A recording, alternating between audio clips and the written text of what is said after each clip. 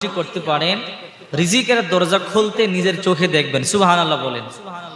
রিজিকের দরজা খুলতে নিজের চোখে দেখবেন।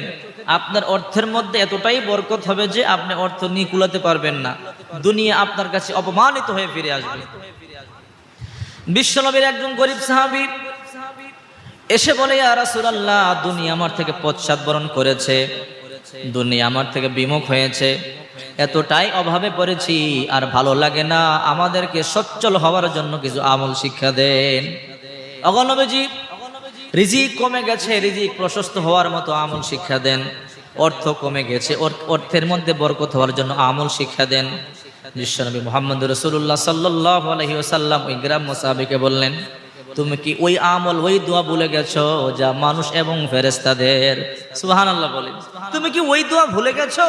আল খাসাইসুল কুবরার তৃতীয় খণ্ডে এসেছে। রাসূল বললেন, তুমি কি সেই দোয়া